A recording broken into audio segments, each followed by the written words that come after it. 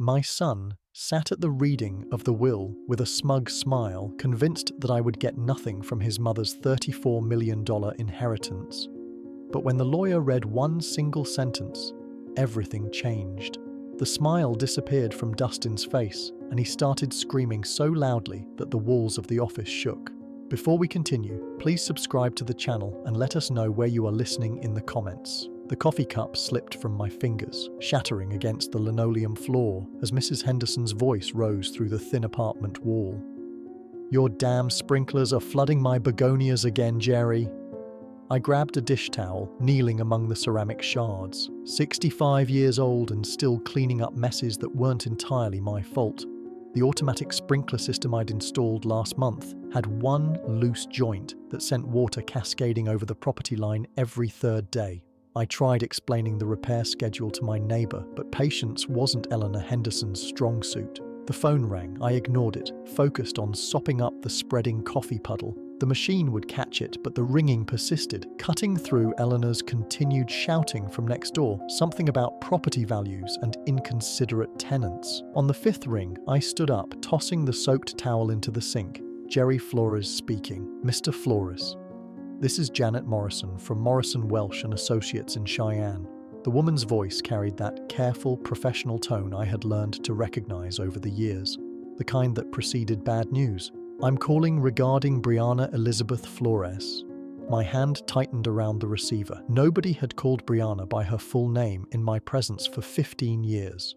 "What about her?" "Sir, I'm very sorry to inform you that Mrs. Flores passed away on Tuesday evening. The funeral service is scheduled for this Friday at 2 p.m. at Riverside Memorial Chapel." The words hit like a physical blow. I sank into the kitchen chair, its familiar creak suddenly too loud in the silence that followed. Tuesday evening. That was 3 days ago. 3 days while I'd been worrying about sprinkler systems and coffee stains. "Mr. Flores, are you there?" Yes, I'm here." My voice sounded strange, distant. "How did you get my number?" "Your name was listed in Mrs. Flores's personal effects as an emergency contact. I understand you were previously married. 22 years reduced to a legal footnote. Yes. We divorced in 2010. The words came automatically, muscle memory from various forms and applications over the years. "I see. Well, there will be a reading of the will following the service. You're named as a beneficiary, so your presence would be appreciated." Beneficiary? The word felt foreign, impossible. Brianna had built her empire after our divorce, transforming the small consulting business she'd started during our marriage into something I barely recognized from the newspaper articles. What could she possibly have left me? "Mr. Flores, will you be attending?" Through the kitchen window, I could see Eleanor Henderson examining her waterlogged begonias, hands on her hips in that stance that meant another confrontation was brewing. But her complaints seemed to come from another world now, muffled and insignificant. "The chapel," I said slowly. "Which one did you say?" "Riverside Memorial on Grand Avenue. The service begins at 2 o'clock, followed by a brief reception. The will reading is scheduled for 4:30 in our offices downtown." I found myself nodding, though she couldn't see me. "I'll be there." After hanging up, I remained in the chair, staring at the phone as if it might ring again and deliver different news. The coffee stains on the floor had already begun to set, dark rings that would need scrubbing, but I couldn't move. I couldn't process the simple fact that Brianna, vibrant, stubborn, impossible Brianna, was gone. The afternoon light slanted through the kitchen window, illuminating dust motes that danced like memories I'd tried so hard to forget. As I sat there, the name Brianna Elizabeth Flores echoed in my mind, each syllable pulling me backward through time until I was standing in Murphy's Diner on a snowy February evening in 1987, watching a woman in a red wool coat argue with the manager about his hiring practices. "You're telling me you won't consider female applicants for weekend manager because women can't handle the pressure?" Her voice carried across the nearly empty restaurant, clear and uncompromising. "That's the most ridiculous thing I've heard all week." I'd stopped mid-bite of my apple pie, fork suspended halfway to my mouth. The woman had turned slightly, and I could see her profile, sharp cheekbones, a determined jaw, dark hair that caught the fluorescent light. She was magnificent in her anger, and I found myself hoping the manager would keep arguing just so I could listen to her tear his logic apart. "Mom, I didn't mean any offense." "Of course you didn't mean offense. You just meant to discriminate." She pulled a business card from her purse, sliding it across the counter. "When you change your mind about hiring based on qualifications rather than outdated assumptions, call me." The door chimes jingled as she left, and the diner felt smaller somehow, drained of electricity. I watched through the window as she climbed into a blue Honda Civic, noting how she checked her mirrors twice before pulling into traffic. Careful, methodical, but not afraid to fight for what was right. "That one's trouble," the manager muttered, loud enough for the whole place to hear. I stood up, leaving a $5 bill next to my half-eaten pie. "No," I said, surprising myself with my certainty. "That one's extraordinary." The business card lay abandoned on the counter. Brianna Chen, business consultant. I memorized the phone number before stepping out into the February wind. It took me 3 days to work up the courage to call. When I finally did, she answered on the second ring with a brisk, "Brianna Chen. This is Jerry Flores. We haven't met, but I saw you at Murphy's Diner on Friday night." A pause. "The man with the apple pie who defended my honor to the manager. You heard that? I was getting my gloves from the car. You left a good tip too." I could hear the smile in her voice. "So, Jerry Flores, what can I do for you? Have dinner with me somewhere better than Murphy's?" Another pause, longer this time. "Are you asking me on a date, or do you need business consulting?" "Definitely a date. Though if you have any advice about convincing beautiful women to have dinner with strangers, I could use the consultation." She laughed, a real laugh, not the polite sound women sometimes made when men tried to be charming. Saturday night. Romano's on 3rd Street, 7 o'clock. She wore the same red coat to dinner, but underneath was a black dress that made my pulse race. We talked for 3 hours about everything except business. Her childhood in California, my job at the power plant, our shared love of old movies and newer books. When she laughed at my story about accidentally flooding my apartment while trying to fix a leaky faucet, I knew I was falling. 6 months later, I proposed in that same diner, sliding a ring across the same counter where she'd left her business card. "Marry me, Brianna Chen. Make me the luckiest man in Wyoming." She said yes before I'd finished asking. Our wedding day blazed with September sunshine, the kind of perfect weather that makes promises feel possible. Brianna wore her grandmother's dress, altered to fit her smaller frame, and carried wildflowers we'd picked that morning. My hands shook as I slipped the ring onto her finger. "Forever," she whispered, and I believed her completely. Dustin arrived 2 years later, a squalling, red-faced miracle who transformed our quiet house into something alive with purpose. I remember standing in the hospital room, watching Brianna cradle our son with the same fierce determination she brought to everything else, and thinking that this perfect moment was all I'd ever need. But even then, holding that perfect baby, I noticed how Brianna's eyes occasionally drifted to the business magazine someone had left on the nightstand. But as Dustin grew from a toddler to a schoolboy, I began to notice things I'd missed in those first blissful years. When he turned 7, Brianna bought him a computer. Not a toy, but a real machine worth more than my monthly salary. "He needs to understand technology," she explained, watching him navigate programs I'd never heard of. "The future belongs to kids who think digitally." I'd suggested teaching him to fish instead. She'd laughed, but not kindly. We'd moved by then to Hillcrest Avenue, a house with 3 bathrooms and a kitchen island bigger than our old apartment. Brianna's consulting firm had landed a contract with a mining consortium, and suddenly we had money for things I'd never imagined needing.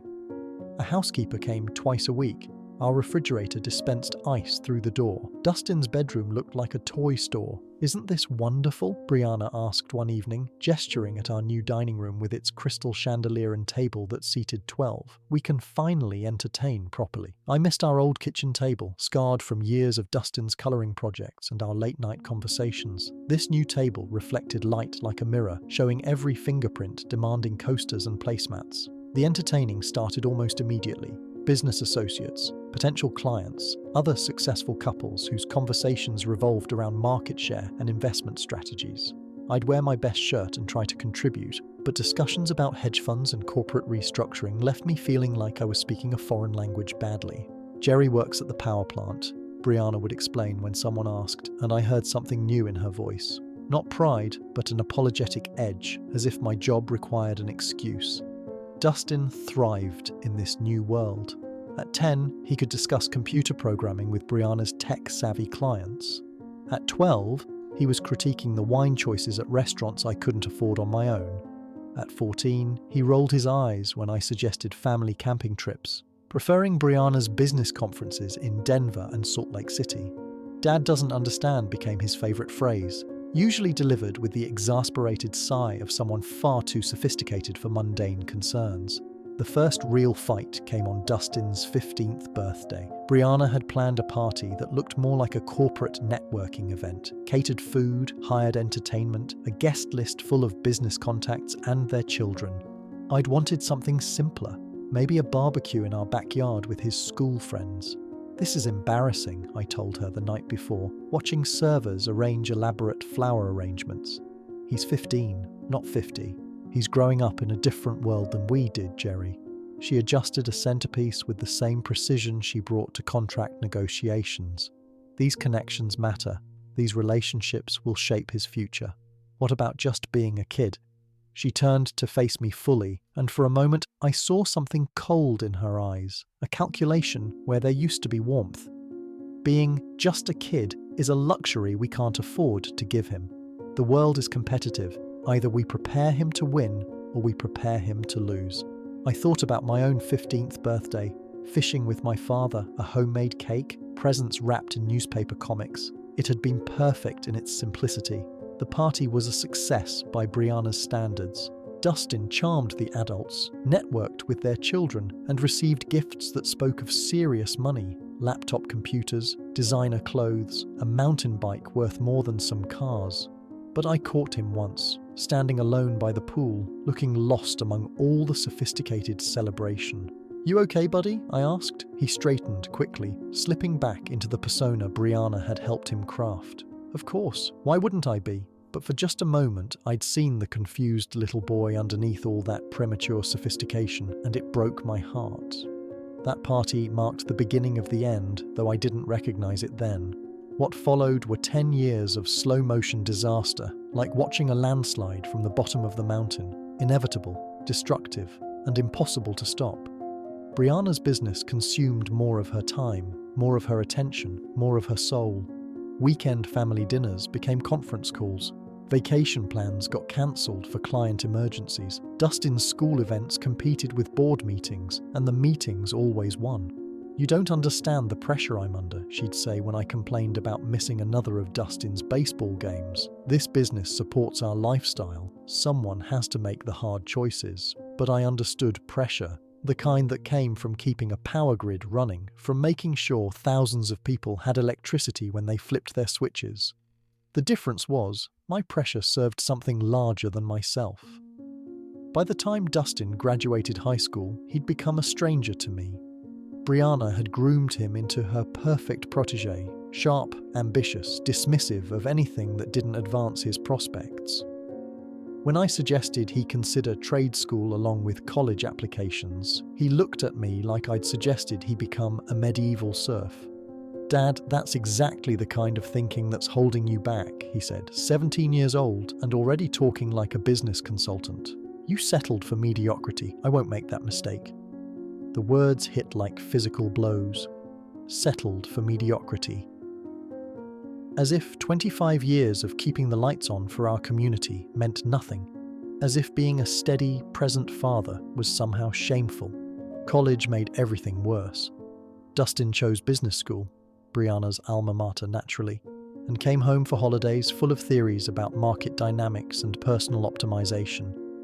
He looked at our house, our life, our values, with barely concealed contempt. "You could do more, Dad," he'd say, as if my contentment was a personal failing. "Mum started with nothing and built an empire. You've had the same job for 20 years. Some things matter more than money," I'd reply, but he'd already stopped listening. The final explosion came during his senior year. Brianna had been working 100-hour weeks on some massive acquisition deal. I'd been handling everything at home: grocery shopping, laundry, the mundane tasks that kept life running. When she missed Dustin's graduation because of a client crisis, I finally said what had been building for years. "This is enough, Brianna. Family has to come first sometimes." She stood in our kitchen, that crystal and granite shrine to success, still wearing her business suit at midnight, checking emails on her phone. "Don't you dare lecture me about priorities. Everything we have, everything Dustin has accomplished, exists because of my work.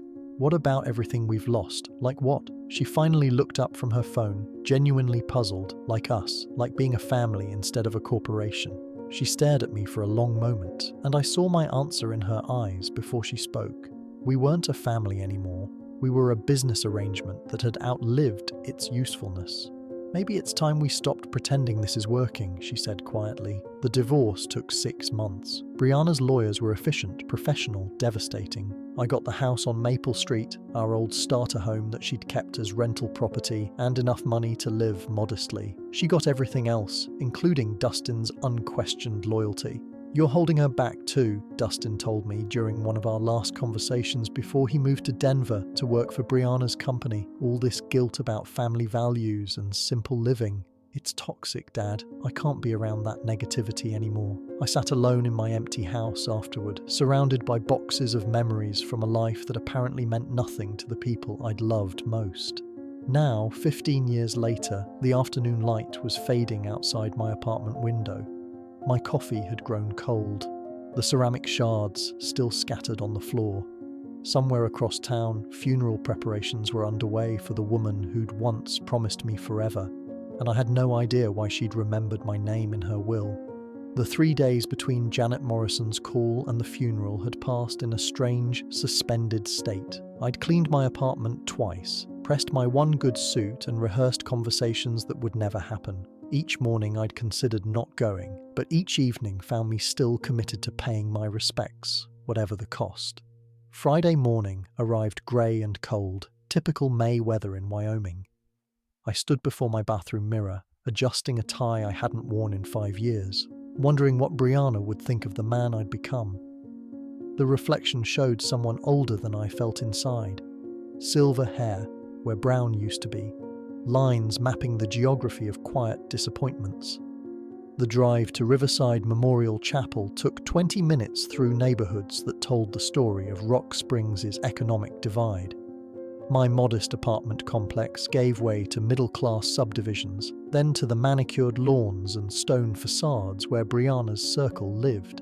The chapel sat on a hill overlooking the town, its Gothic architecture suggesting permanence and prosperity. Cars lined the circular drive, Mercedes sedans, BMW SUVs, a handful of Teslas that probably cost more than I'd made in my best year. I parked my 15-year-old Honda between a Lexus and a Cadillac, feeling like an intruder at someone else's celebration. The chapel's interior whispered money. Mahogany pews, stained glass windows, flowers arranged with artistic precision. At least 200 people filled the space, their conversations creating a low hum of respectful mourning mixed with business networking. I recognized some faces from the business dinners Brianna had dragged me to during our married years, but most were strangers from the life she'd built after me. I slipped into a back pew, hoping to remain invisible until the service ended, but whispers followed my arrival like ripples in still water. A woman in an expensive black suit nudged her companion, pointing discreetly in my direction. I caught fragments of conversation. Her ex-husband. Can you believe he showed up after what he put her through? The stories had taken on their own life over the years. Apparently, in this version, I was the villain who'd held back a brilliant woman, the anchor that had nearly drowned her ambitions. I'd learned long ago not to fight narratives that served other people's need for simple explanations. Dad. The voice cut through the chapel's murmur like a blade. I looked up to see Dustin striding down the aisle, his face a mask of disbelief and barely controlled anger. At 37, he'd inherited Brianna's sharp features and commanding presence, dressed in a suit that probably cost more than my monthly rent. Success radiated from him like heat from pavement.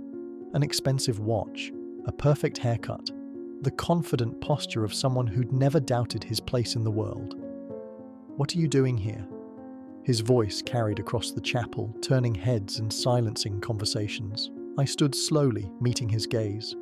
"I came to pay my respects. You lost the right to do that 15 years ago."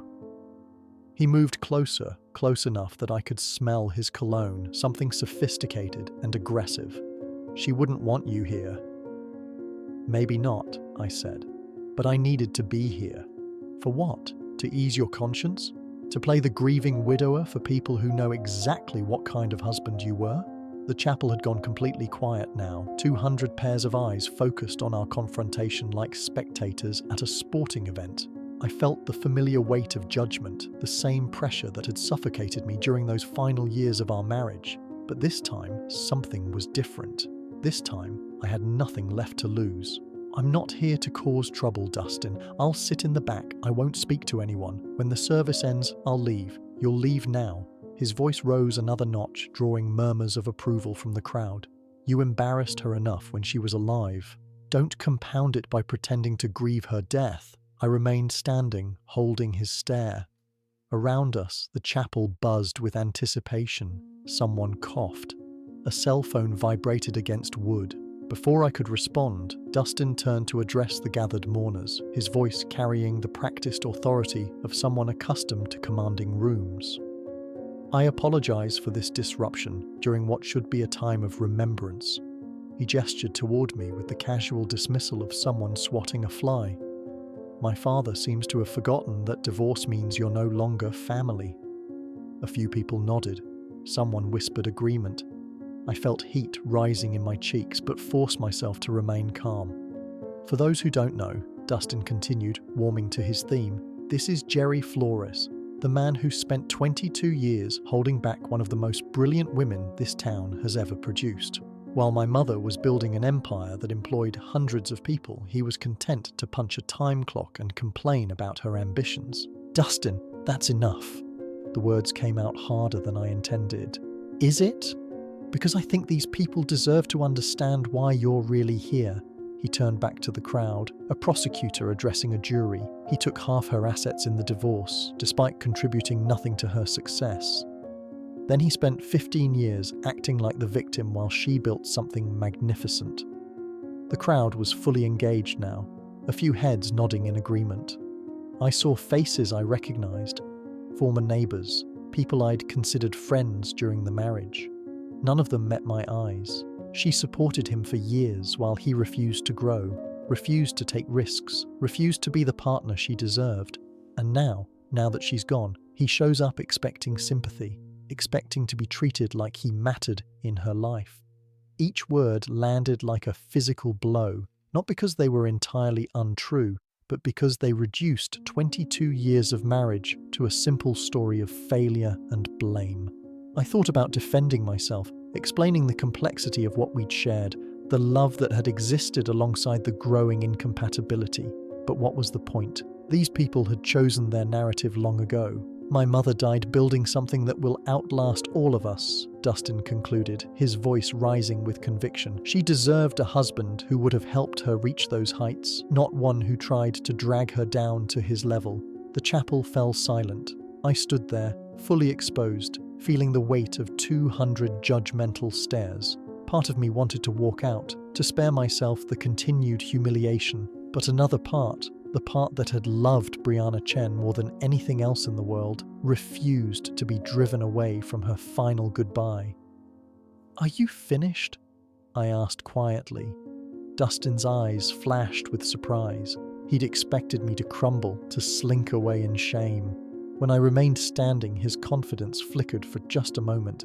"I loved your mother for 40 years, I said, my voice carrying clearly through the silent chapel. 22 of them as her husband, 18 more as someone who wished her well despite everything that went wrong between us. I'm not here to make claims or demand recognition. I'm here because once upon a time we made promises to each other that mattered, and I choose to honor that memory." I sat back down, folding my hands in my lap. Around me, the silence stretched uncomfortably. Dustin stood frozen in the aisle, apparently unprepared for resistance to his public trial. "The service will begin in 5 minutes," someone announced from the front of the chapel. The funeral director, probably, trying to restore order to his carefully orchestrated event. Dustin shot me one final look of contempt before striding toward the front pew, reserved for family. As conversations gradually resumed, I caught fragments of continued gossip. The nerve of some people. Poor Dustin, having to deal with this. Should have stayed home. But I stayed. Through the eulogy that painted Brianna as a visionary who'd overcome obstacles to achieve greatness. Through the readings from business associates who spoke of her leadership and innovation. Through the musical selections that emphasized triumph over adversity. When it ended, people filed past, offering condolences to Dustin while pointedly ignoring me. I waited until the chapel had mostly emptied before standing to leave. Mr. Flores, a man in an expensive suit, approached, middle-aged, professional, carrying a leather briefcase. Dan Morrison, from Morrison, Welsh and Associates. "Could I have a word?" As the last hymn faded and the funeral director stepped forward with closing remarks, I felt the familiar weight of exhaustion settling over me like a heavy coat. The ordeal was nearly over. In a few minutes, I could slip out through the side door, drive home to my quiet apartment, and try to forget this entire humiliating experience. Around me, people were gathering their things. Purses, programs, the subtle restlessness that signals a formal event's end. Dustin stood near the front, accepting condolences with the practiced grace of someone accustomed to being the center of attention.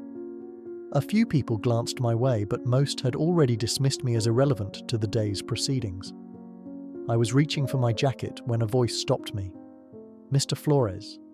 Dan Morrison approached with measured steps, his expensive suit impeccable despite the long ceremony.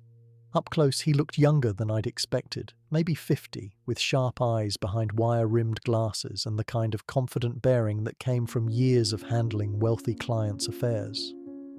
"I'm sorry for your loss," he said, extending his hand. "Dan Morrison, Morrison, Welsh and Associates." We spoke briefly after the service. "Thank you." I shook his hand, noting the firm grip and direct gaze. "The service was very nice. Brianna would have appreciated it." Indeed. She was quite specific about her final arrangements. He paused, glancing around the emptying chapel. "I wonder if I might have a word with you and Dustin. There are some matters we need to discuss regarding Mrs. Flores's estate." Before I could respond, Dustin appeared at my shoulder, his expression shifting from practiced grief to alert interest. "Dan, finally. I was wondering when we'd handle the business side of things. Of course, Dustin, these matters require careful attention." Dan's voice carried the measured tone of someone accustomed to delivering important news. "I'd like both of you to come to my office for the reading of your mother's will."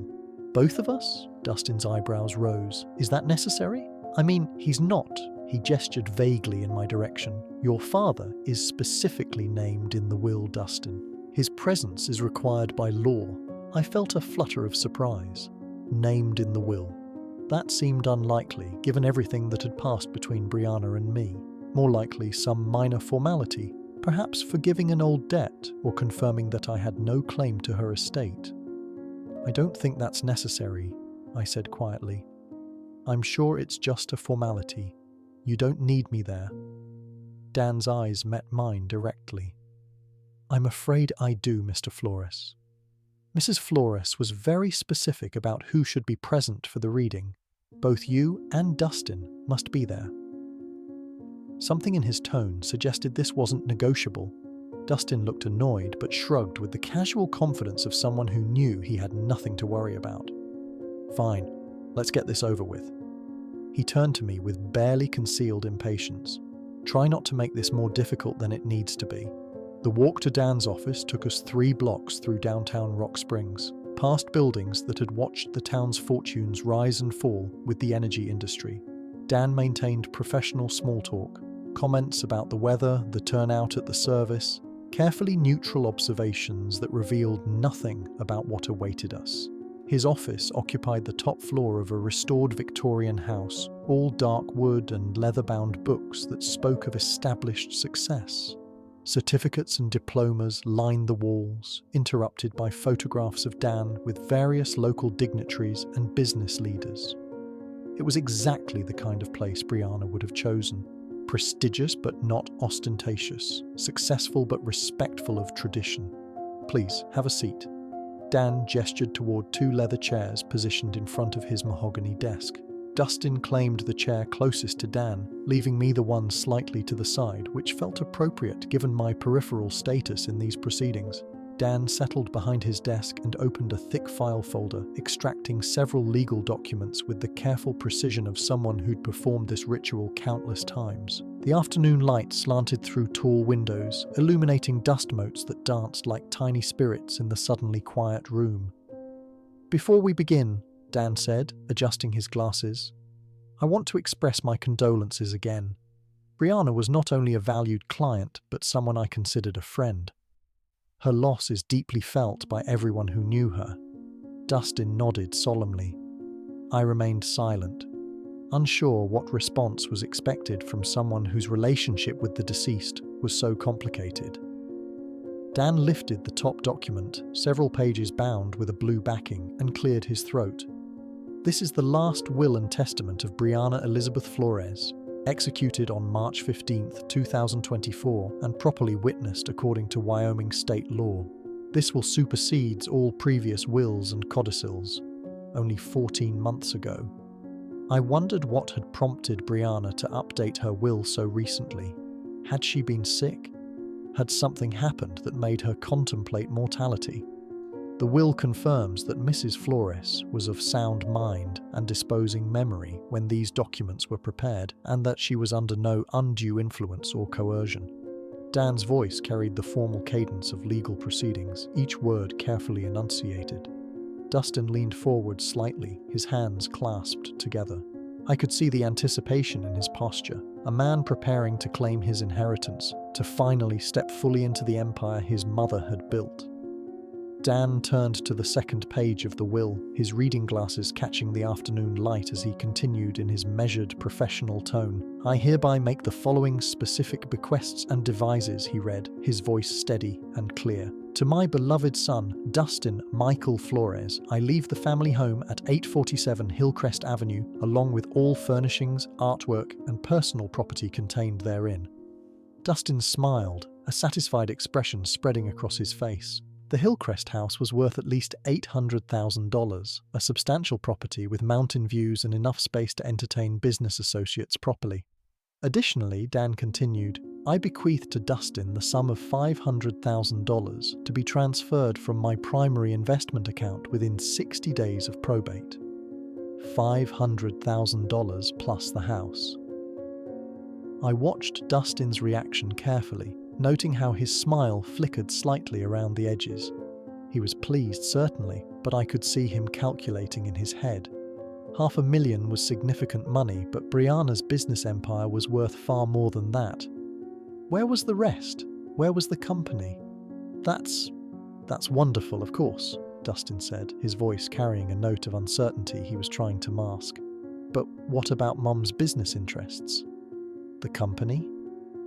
Dan set down the first page and lifted the second, his expression remaining professionally neutral. "I'm continuing with the specific bequests, Dustin. Please allow me to finish reading the relevant sections." I shifted in my chair, feeling increasingly like an intruder witnessing a private family moment. $500,000 was more money than I'd seen in several lifetimes. Combined with the house, Dustin was receiving an inheritance that would set him up comfortably for years. It seemed appropriate, natural even. He was Brianna's son, her chosen successor in life, the person she'd groomed to understand her world. "The bequest to Dustin," Dan continued, "includes the following conditions. The inheritance is contingent upon his continued employment with Flores Consulting Solutions for a minimum of 2 years following the date of this will's execution, or until such time as the company is sold or dissolved." Now Dustin looked genuinely confused. Conditions? What kind of conditions? And what do you mean, until the company is sold? Who would sell it? "I'm reading the will as written, Dustin. These are your mother's words, not mine. A tension I hadn't noticed before began to creep into the room. Dustin's confident posture shifted slightly, his hands unclenching and reclenching in his lap.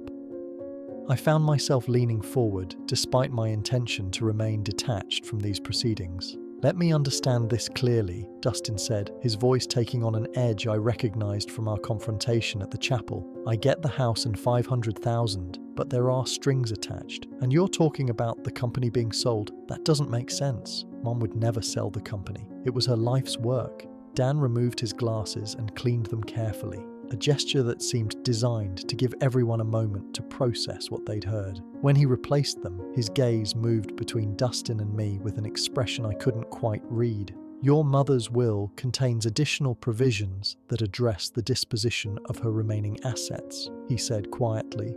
"The company, her investment portfolio, and several other significant holdings." "Well, then let's hear them," Dustin demanded, his patience clearly wearing thin. "What are these other provisions?" I watched this exchange with growing unease. Something about Dan's manner suggested that we were approaching territory none of us were prepared for. The careful way he was passing his words, the slightly apologetic tone creeping into his voice. It reminded me of the way doctors spoke when they had difficult news to deliver. Before I continue, Dan said, settling back in his chair, "I want to emphasize that these documents represent Mrs. Flores's final, considered wishes. They were prepared after extensive discussion and consultation, and she was adamant about their contents." The room fell silent, except for the tick of an antique clock on Dan's bookshelf. Dustin stared at the lawyer with growing alarm, while I found myself wondering why Brianna had insisted I be present for what seemed like a straightforward family matter. Dan lifted the third page of the will, his eyes scanning the text briefly before looking up at both of us. "However," he said, his voice carrying a weight that made my stomach tighten, "there are additional provisions that fundamentally alter the distribution of Mrs. Flores's estate." Dan lifted his reading glasses and looked directly at me for the first time since we'd entered his office. Something in his expression made my stomach tighten, a mixture of sympathy and professional obligation that suggested I was about to hear something I wasn't prepared for. "However," he continued, his voice taking on additional weight, "the will contains provisions for the disposition of Mrs. Flores's remaining assets, which constitute the majority of her estate." Dustin leaned forward even further, his hands gripping the armrests of his chair. "Finally, let's hear about the company and the rest of her investments." Dan returned his attention to the document, clearing his throat with the deliberate pause of someone about to deliver life-changing news. "To my former husband, Jerry Michael Flores," he read, his words falling into the quiet office like stones into still water, "I bequeath the sum of $33.5 million to be transferred from my primary investment accounts and securities portfolio." The words hung in the air like smoke from an explosion. I felt my mouth fall open, a physical reaction I couldn't control. $33.5 million. The number was so large it didn't seem real, didn't seem to apply to someone like me, sitting in a lawyer's office in Rock Springs, Wyoming. "There must be some mistake," I managed to say, my voice sounding strange and distant. "Did you say 33 million? 33.5 million? Yes." Dan's tone remained professionally neutral, but I caught something in his eyes. Not surprise, but the careful observation of someone watching expected chaos unfold. Dustin's face had gone completely white, then flushed red, as if his blood couldn't decide which direction to flow. "What did you just say?" Additionally, Dan continued reading, apparently determined to deliver the complete bombshell. "I transfer to Jerry Flores controlling interest in Flores Consulting Solutions, including all subsidiary companies, real estate holdings, and business assets. This transfer includes 65% ownership of all corporate entities and an appointment as chairman of the board of directors." I couldn't breathe. The room seemed to tilt sideways, as if the laws of physics had suddenly changed their minds about how the world should work. Controlling interest in Brianna's company, the empire I'd watched her build from nothing, the business that had eventually consumed our marriage, the source of wealth that had made me feel so inadequate. She was giving it all to me. This can't be right. My voice came out as barely a whisper. There has to be some error in the documentation. I assure you, Mr. Flores, there is no error. Dan removed his glasses again, cleaning them with methodical precision. These documents were prepared under Mrs. Flores's direct supervision. She reviewed every word multiple times and confirmed these were her exact wishes. Dustin shot to his feet so abruptly his chair rolled backward and struck the wall. This is impossible. She wouldn't. She couldn't. He turned to stare at me with an expression of pure disbelief mixed with something darker. What did you do? How did you manipulate her? I didn't do anything, I said weakly, still trying to process the impossibility of what I had just heard. I haven't spoken to your mother in 15 years. Liar! The word exploded from Dustin like a gunshot. People don't just give away $33 million to their ex-husbands for no reason. You must have gotten to her somehow, convinced her when she was sick, when she wasn't thinking clearly. Dan's voice cut through Dustin's rising hysteria with professional authority. I can assure you that Mrs. Flores was of completely sound mind when she executed these documents. She underwent a thorough mental competency evaluation, specifically to prevent any future challenges to the will's validity. I sat frozen in my chair, watching this scene unfold as if it were happening to someone else. The numbers Dan had read, $33.5 million, controlling interest in a multi-million-dollar company, belonged in a different universe than the one where I worried about grocery bills and car repairs. But why, I asked, the question emerging from some deep place of confusion and disbelief. Why would she do this? Dan gathered the will documents into a neat stack, his movements careful and deliberate. Mrs. Flores left specific instructions regarding that question. Mr. Flores, she asked me to share a personal message with you after reading these provisions. Dustin's face contorted with rage and betrayal. A personal message? She left him a personal message but cut me out of everything that mattered. You received a substantial inheritance, Dustin, Dan replied calmly. $500,000 and a valuable property represent more wealth than most people see in their lifetimes. Compared to what he's getting, Dustin pointed at me with a shaking finger. You're talking about hundreds of millions in total assets. The company alone is worth more than everything else combined. The room pulsed with tension so thick I could taste it. Somewhere in the back of my mind, I realized that my entire life had just changed in ways I couldn't begin to comprehend. But all I could focus on was the impossible fact that Brianna, stubborn, ambitious Brianna, who had grown to resent everything I represented, had somehow decided to give me everything she'd built. That's when Dustin completely lost control. "This is fraud!" he screamed, his voice cracking with rage. "Criminal fraud! She was manipulated, coerced, mentally compromised." He whirled toward me, his face twisted with fury and disbelief. "You did something to her. There's no other explanation." I shrank back in my chair, overwhelmed by the violence of his reaction. "Dustin, I swear to you, I had no contact with your mother. I didn't even know she was sick. Liar!" He slammed his palm against Dan's desk, sending papers scattering. Nobody gives away everything they've built to someone who abandoned their family, someone who couldn't even be bothered to call when she was dying. "She didn't abandon anyone," I said quietly, finding some small reserve of strength. "Our marriage ended, but that doesn't mean..." "It means exactly that." Dustin's voice rose to a near shriek. "You walked away from us. You took your pathetic settlement and disappeared into your pathetic little life while she built an empire. And now you want me to believe she just decided to hand it all over to you?" Dan's voice cut through the chaos with professional authority. "Mr. Flores, Dustin, I understand this is difficult news, but I must insist you control yourself. These are your mother's clearly stated wishes, executed with full legal authority." Dustin spun toward the lawyer, his eyes blazing. "I want every document examined. I want psychiatric evaluations. I want to know every single contact this man had with my mother in the past 5 years." "There were no contacts," Dan replied calmly. "Mrs. Flores made that very clear when she explained her decision." Explained her decision. Dustin's laugh was bitter and sharp.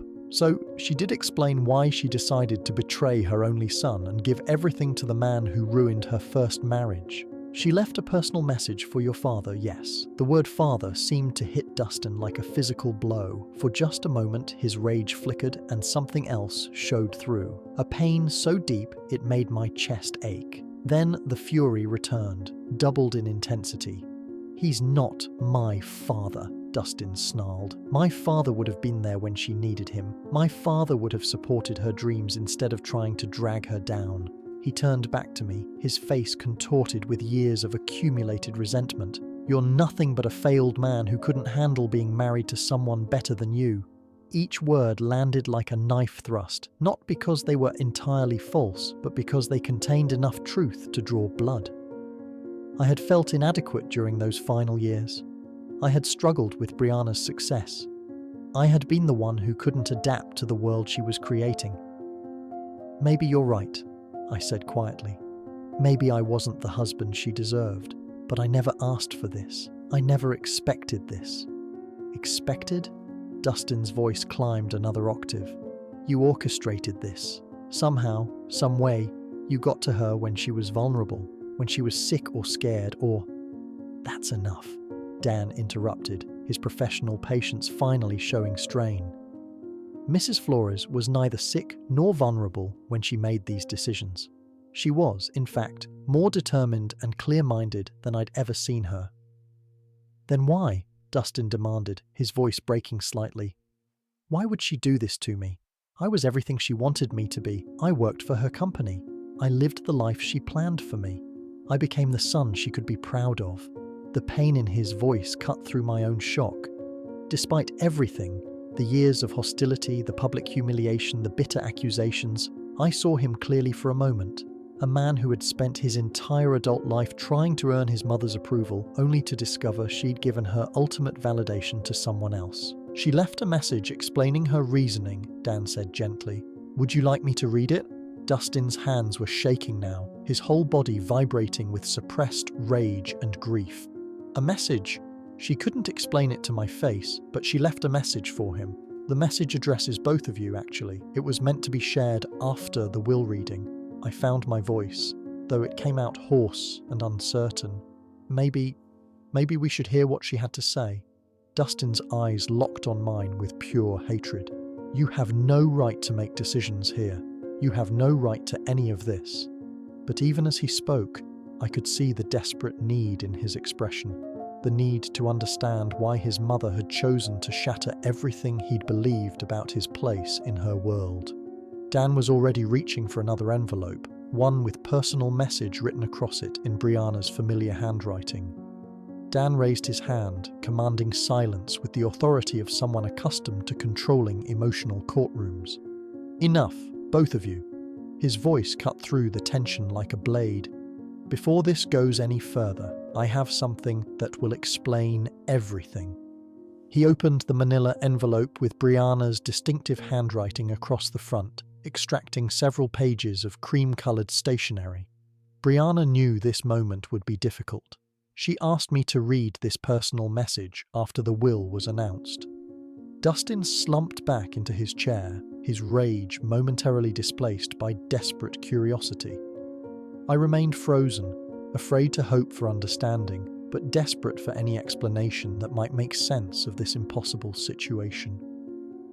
Dan cleared his throat and began reading in Brianna's own words. "My dearest Jerry, if you're hearing this, it means I'm gone, and you're probably sitting in Dan's office, wondering if the entire world has lost its mind. I can picture your face. That expression you used to get when I'd rearrange the living room furniture without warning, confused, but trying to be polite about it. Despite everything, I felt my lips curve into the ghost of a smile. She'd captured that expression perfectly, and somehow, hearing her voice through Dan's reading made her feel present in the room. I know this inheritance comes as a shock. I know you're probably thinking there's been some terrible mistake, that you don't deserve this money or this responsibility. But Jerry, you're wrong. You deserve every penny, and I'm going to tell you why." Dan paused, glancing up at both of us before continuing. "I never stopped loving you. Not during our worst fights. Not during the divorce proceedings. Not during these 15 years of stubborn silence. I was angry with you for not understanding my ambitions, but I was angrier with myself for choosing those ambitions over our marriage. You tried to save us, Jerry. You begged me to find balance, to remember what mattered. I was too proud and too afraid to listen. The words hit me like physical blows. I felt tears starting, hot and unexpected, as decades of guilt and regret crystallized into this moment of impossible absolution. Dustin, the message continued, and I saw my son's head snap up at hearing his name. My beautiful, brilliant boy. I know you're furious right now, probably convinced your father somehow manipulated me. But sweetheart, you're not ready for this inheritance. Not yet. Dustin's face went white, then red, cycling through emotions too quickly to track. You've lived your entire adult life in the shadow of my success, accepting the benefits without understanding the responsibility. You've never had to build something from nothing, never had to make the hard choices that wealth requires. More importantly, you've spent 15 years hating a good man for crimes he never committed. That's not true, Dustin whispered, but his voice lacked conviction. Dan continued reading. Jerry taught me about character, about integrity, about the kind of strength that doesn't need to prove itself through cruelty or judgment. I forgot those lessons when I chose money over marriage, business over love. But I never forgot the man who taught them to me. I was crying openly now, not caring how it looked. Brianna's words were rebuilding something inside me that I thought was permanently broken. The sense that I had value, that my quiet life of dignity and service meant something. Dustin, you have received enough to live comfortably and explore who you might become without the weight of unlimited wealth. Learn to build something yourself. Learn to value people over profit. Learn to forgive your father for the crime of being human and imperfect. Dustin made a sound like a wounded animal, but whether from rage or pain, I couldn't tell. Jerry, you're inheriting more than money. You're inheriting the chance to do what I should have done, to use wealth as a tool for good, rather than a weapon for proving superiority. I trust you because you never wanted this, because you'll never use it to hurt people the way I sometimes did. The message continued for several more paragraphs, outlining practical arrangements and expressing hopes for both our futures. But the core message was clear. Brianna had chosen love over entitlement, character over expectation, wisdom over wealth. When Dan finished reading, the office fell into profound silence. I sat with tears on my cheeks, overwhelmed by the gift of knowing that Brianna had loved me until the end. Dustin stared at the floor, his entire worldview crumbling around him. Finally, Dan folded the letter carefully and placed it back in its envelope. She asked me to give this to you, Jerry. The original is yours to keep. I reached for the letter with trembling hands, holding the last conversation I would ever have with the woman who had shaped my life in ways both beautiful and painful. The weight of Brianna's words settled over the office like dust after an explosion. For several minutes, none of us spoke. I held her letter against my chest, feeling the physical reality of her final gift. Not just the money, but the restoration of my worth in her eyes and, more importantly, in my own. Dustin was the first to break the silence. "This isn't over," he said quietly, but the fire had gone out of his voice. "I can contest this. Mental incapacity, undue influence, fraud. There are ways to challenge a will." I looked at him, really looked at him. For the first time since we'd entered Dan's office, I saw a man who had spent his entire life expecting the world to bend to his wishes, who had never learned that love couldn't be inherited or demanded, only earned. "You could try," I said gently. "But your mother was right, Dustin. You're not ready for this responsibility. And you are." His laugh was bitter, hollow. "You're a nobody, Dad. A retired power plant worker with no business experience, no connections, no understanding of what it takes to run a company worth hundreds of millions."